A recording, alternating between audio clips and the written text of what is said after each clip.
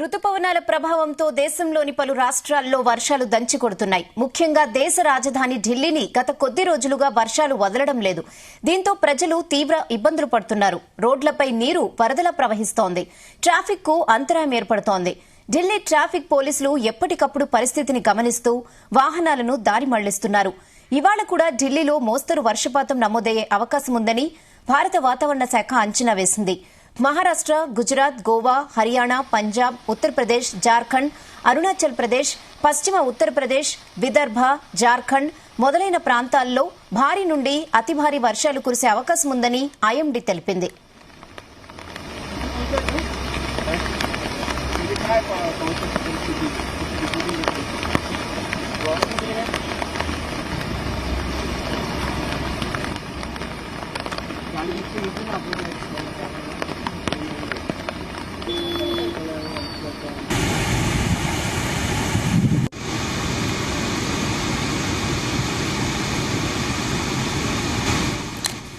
దేశ ఆర్థిక రాజధాని ముంబైని కూడా 2 రోజులుగా వర్షాలు వదలడం లేదు. ఇవాళ కూడా భారీ నుంచి అతి భారీ వర్షాలు కురిసే అవకాశం ఉందని ఐఎండీ తెలిపింది.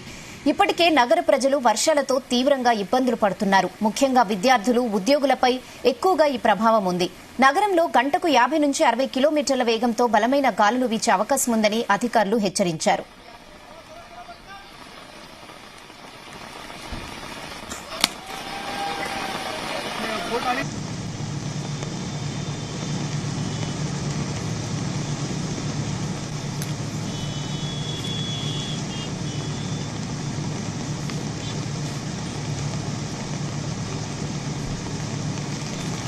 ప్రజలంతా అలర్ట్ గా ఉండాలని, అవసరం అయితేనే బయటకు రావాలని వాతావరణ శాఖ పేర్కొంది. భారీ వాన ముంబై నగరాన్ని ముంచెత్తుతోంది. దీంతో మహారాష్ట్ర ప్రభుత్వం విద్యా సంస్థలు, ఉద్యోగులకు 2 రోజుల సెలవు కూడా ప్రకటించింది.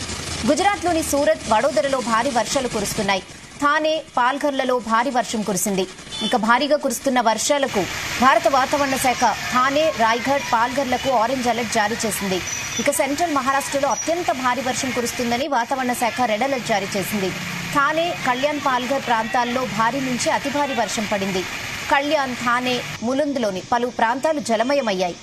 అవసరం అయితే తప్ప ప్రజలు బయటకు రావద్దని అధికారులు ఆదేశాలు జారీ చేశారు.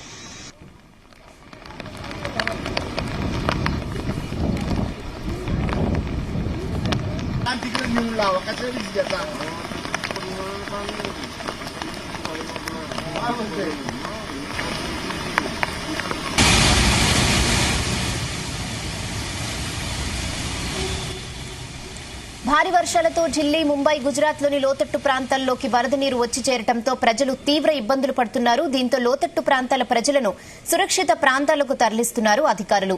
భారీ వర్షాలతో నదులు, వాగులు పొంగి పొర్లుతున్నాయి. జలపాతాలు జలకళను సంతరించుకున్నాయి. దీంతో ప్రత్యేకంగా పర్యాటకులకు అలర్ట్ జారీ చేశారు అధికారులు. భారీ వర్షాల కారణంగా ఎవరూ కూడా బయటకు రావద్దని తెలిపారు.